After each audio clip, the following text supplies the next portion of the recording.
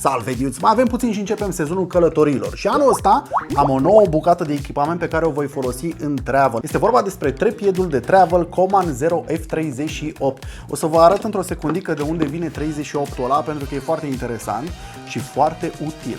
Acum, hai să vedem ce primim în cutie. Cutie care face slide foarte cremos și trebuie să vă spun din prima, l-am testat de câteva ori, a trecut prin prima lui călătorie. În primul rând avem aici trepiedul care vine în gentuță, avem o coloană centrală care extinde trepiedul foarte mult. Este făcută din fibră de carbon, tot trepiedul este făcut din fibră de carbon și aluminiu. Și se extinde încă puțin, are 1, 2, 3, 4 segmente, dar asta nu este tot, mai avem de asemenea și o curea, curea asta o punem la gentuță și de asemenea niște țepi. Țepii ăștia vin înșurubați în fiecare picior al trepiedului și ajută să avem grip pe foarte multe suprafețe unde merge să înfigem ceva. Acum hai să vedem cum arată trepiedul. În primul rând vine în această gentuță moale și are chiar și un mâner aici, bine are și pe partea asta, de eu îl folosesc deseori așa. Iar înăuntru, evident, nu este un mister, avem Comanul F38. Avem aici un trepied care are 1 kg 100. Doar atât are și uite de cât de mare. Deci din prima începem cu le crem de la crem, adică dimensiunea, că poate fi luat și în backpack. Nu neapărat pe lateralul backpack-ului, înăuntru backpack-ului. Mie mi intră foarte lejer în rucsac. Acum, fraților, hai să vedem de ce acest trepied este excelent pentru travel. În primul rând, acest trepied suportă până la 10 kg, avem 18 kg suport pe coloana centrală și 6 kg pe ballhead. Ce echipament ai, fratele meleu? Dar are 10 kg. O să suporte chiar și obiective tele, chiar și cu ecran extern, chiar și cu baterie externă și cu de toate și tot nu vei ajunge la 10 kg, chiar și cu gimbal. Tot setup-ul meu mare cu tot cu gimbal are undeva la un 5 kg și jumătate. Deci nu există probleme din punctul ăsta de vedere, este foarte rezistent. Bineînțeles, avem fibră de carbon și nu degeaba. Și mai avem înălțimea maximă de 1,560 m și atunci când este împachetat, strâns, 42,3 cm. Atât. Asta este. Deci dacă ai un rucsac cu înălțimea de 45 de cm, ți-a intrat perfect. În primul rând, fraților, avem aici F38. Este vorba despre acest release plate. În primul rând, fraților, asta diferențiază acest trepied de altele și anume acest quick release plate care este foarte versatil și foarte rapid. Practic, bucățica asta vine prinsă pe cameră și după aia o să intre foarte ușor, doar printr-o împingere și a fost blocat. Avem de asemenea pe lateral aici încă un blocaj de siguranță. Dacă vreau să fiu foarte sigur, atunci doar dau de chestiunea asta în sus și atunci nu mai există nicio posibilitate ca pauză, camera să cadă sau să iasă din greșeală. Și după aia este suficient doar să o apăs și am scos camera. Cât de ușoară e treaba asta? Foarte ușoară. De când am auzit de el prima dată am început să folosesc acest Quick Release System. Am aici două bucăți care au trecut prin multe la viața lor și eu le folosesc pe gimbal și pe trepied. Astfel pot să schimb camera de pe gimbal pe trepied foarte rapid, doar cu un click și nu trebuie să mai înșurubez ceva, ca la Arca, spre exemplu, unde trebuie să înșurubezi ceva ca să te asiguri că nu scade camera. Sistemul în sine, F38, este foarte simplu. O să fac un clip pentru treaba asta, pentru că merită și vine cu două bucăți, practic una pe cameră și una pe bază. Pe light stand, de exemplu, am avut, da, merge chiar și pe light stand. Dacă nu vrei să pierzi timp la eveniment, vii cu lumina pe light stand, click și nu mai înșurubezi. Îți economisești 15 secunde dintr-o parte, 10 secunde dintr-o parte, ești mult mai rapid și în anumite situații asta este crucial. Așa că sistemul ăsta de quick release foarte bun. Așa că din prima, fiind un mare fan al acestui sistem Quick Release F38, m-a cucerit. Acum, hai să vedem care e treaba cu acest cuplaj de sus, pentru că nu arată normal, nu arată ca un ballhead. Se controlează un pic diferit și pentru că este de travel, ideea este să te miști rapid și asta e toată treaba. Atunci când pleci undeva, vrei să stai, să montezi chestii, să deșurubezi, să înșurubezi, să pierzi timp pe treaba asta, vrei să te bucuri de ce e acolo, vrei să vezi locații. Eu, de exemplu, vreau un trepied mic, ușor și rapid de instalat. Vreau să-mi fac poze, de exemplu, cu Mihaela, punem camera pe trepied și uite acum niște exemple, l-am folosit pentru treaba asta. Eram chiar la apus, așa că a fost crucial să mă mișc repede, pentru că soarele la apus nu durează decât 5 minute. Asta e golden hour. Foarte puțin termen. Îl pun, fac frumos, am plecat, dar totodată vreau să și am camera în siguranță.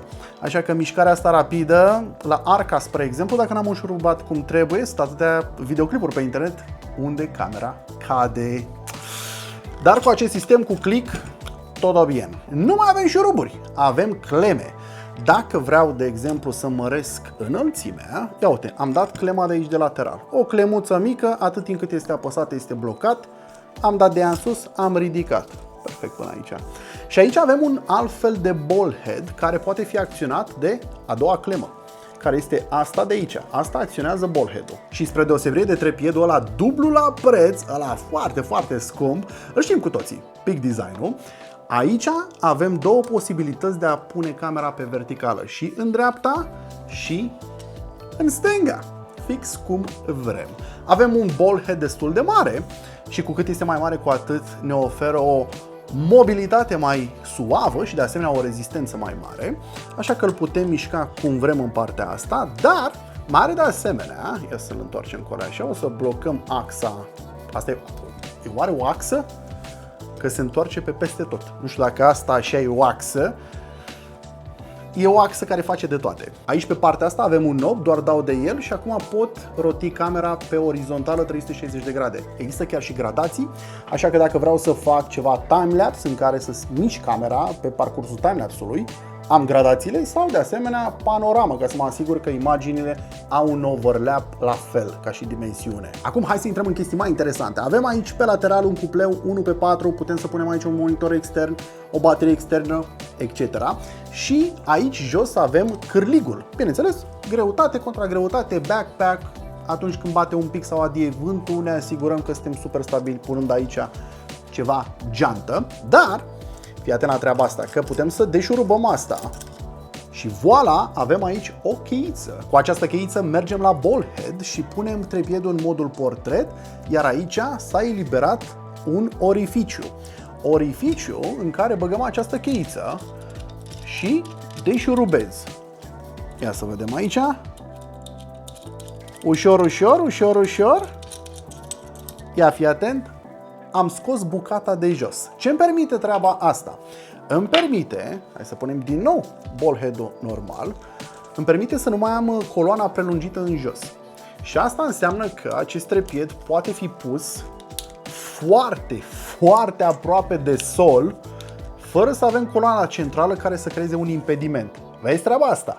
Deci asta ajută maxim. Bineînțeles, putem să o băgăm, ia uite, de tot! Și acum, acest trepied este la 2 palme de sol. Că toți suntem aici la coloana principală, o să o scoatem cu totul, am decuplat-o, am scos-o, da, atât a mai rămas din ea, și punem prelungirea. Prelungire care face ca acest trepied foarte mic să fie foarte mare. Avem aici chiar un clip demonstrativ în care puteți vedea cât de mare, comparativ cu mine, putem face acest trepied. Și după aia vine doar blocat aici, uite ce frumos, și am obținut un dita mai suportul. Iar dacă vreau un alt fel de ball head, am scos coloana centrală și o băgăm pe cealaltă. Asta vine băgată până jos de tot, așa că aici obținem flash, adică nu obținem ceva în plus. Și avem spațiul ăsta pentru a adăuga un alt fel de ball head. Fiecare picior al trepiedului are 5 segmente și se extind prin intermediul clemelor, nu prin înșurubare de șurubare, așa că avem o mișcare instantă.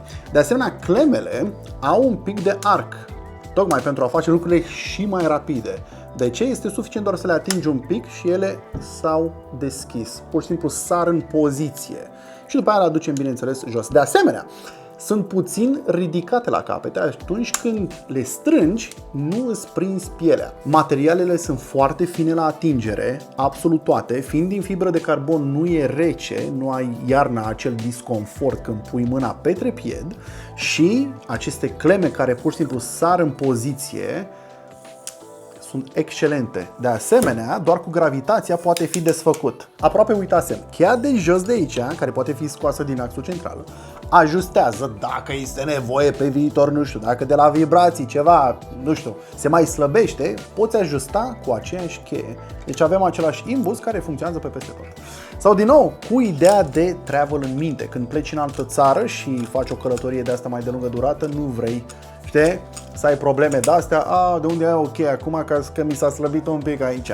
Totul este integrat. Dacă vreți să vedeți mai multe detalii despre acest trepied, am pus un link în descriere, iar dacă aveți curiozități pe care poate nu le-am menționat în acest review, vă aștept în secțiunea de comentarii. Până data viitoare, v-am salutat! Pa, pa!